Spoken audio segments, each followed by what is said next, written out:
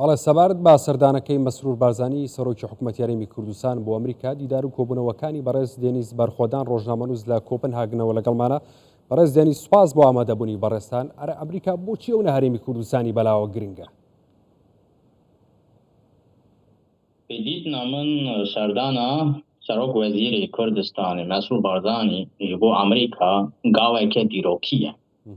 Ji ber ku berê gelek kesan li xerb yani li rojavayê cîhanê nedizanên Kurd kî ne. Niha jî Kurd tên vexwendin ji bo koşka spî. Ew gaveke dîrokî ye. بەڵێ زۆر باشە. بەڕێز دێنیس پێگەی هەرێمی کوردستان تا چەندە بەلای ئەمریکاوە گرنگە لە ڕۆژهەڵاتی ناوەڕاست کە بەڕاستی بەڕوودا و ئاڵنگاری گڕی گرتووە؟ وەکی ez dibînim serdana Serok Wezîr Barzanî nîşana guhertinek siyaseta Serokê Amerîka Biden e li hemberî herêma Kurdistanî ye.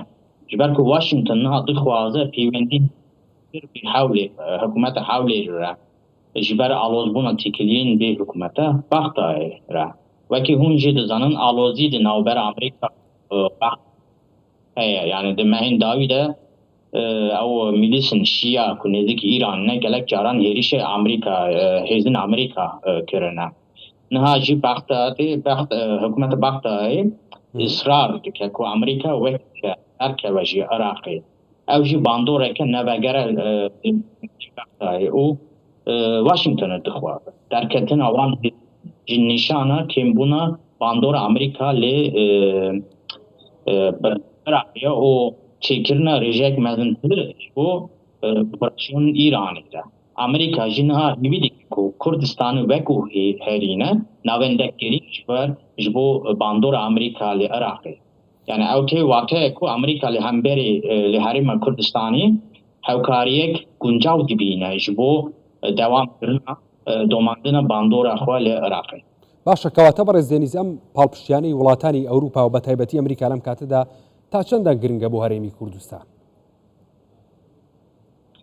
گرنگە ji ber ku berjewendiya herêma Kurdistan û berjewendiya Amerîka wek hevin. Yani her du jî ditirsin ku wexta ku Amerîka ji Iraqê derket bandora Îranê zêdetir dibe.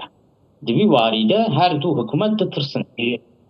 Seçira Îran ditirsin vexwendina Kurdistanê Mesrûr Barzanî ji bo koşka spî peyameke giring e ji aliyê Amerîka we ji bo Kurdan ku em li pêştawa ne em wekî we em jî Îranî û em li pêştawa ne. باشە بەڕێز دێنیس ئەم سەردان و گرنگی پێدانەی کە ئەمریکا بە هەرێمی کوردستانی دەکات و بە سەردانێکی فەرمی مەسرور بارزانی لەسەر داوای کۆشکی سپی لە ئەمریکایە. ئەمە ئەوەندەی کە پەیامە بۆ ناوخۆ و بە تایبەتی بۆ عێراق ئەوەندەش پەیام نییە بۆ وڵاتانی دەوروبەر دراوسێ. ئەرێ ئەو هەروەها پەیامێکە ji bo welatên cîran wekî û hikûmetên nêzîkî herêma Kurdistanê yani hikûmetên werî wekî hikûmeta Tehranê û hikûmeta Bexdayê ku erê eger em derkevin ji Iraqê em dixwazin têkiliya me bi Kurdistan re berdewam be û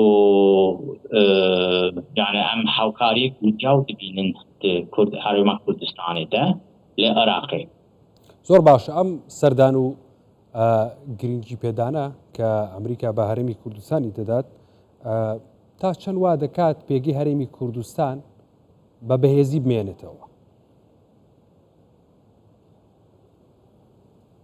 چاوە یعنی تا چەند وا دەکات پاڵپشتیەکانی وڵاتانی ئەوروپا و ئەمریکا کە هەرێمی کوردستان پێگەکەی لەم ناوچەیەدا بە بەهێزی بمێنێتەوە؟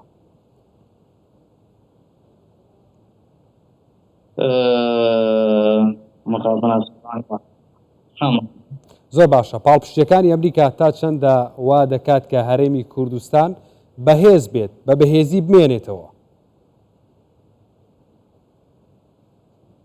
yani پشتوانی هرما امریکا جبو هرما کردستانی چوابیم yani peşkiri herima Kürdistan'ı dikin si salın kirin peşte damedrandıran herima hükümeta Kürdistan'ı o hejibe o peşkiri pal peştevani berdavame jiber ku berjeveyn din hükümeta Washington'ı o hükümeta havleri de gelek varide vekhemen yani her du jibandora İran'ı ditirsin her du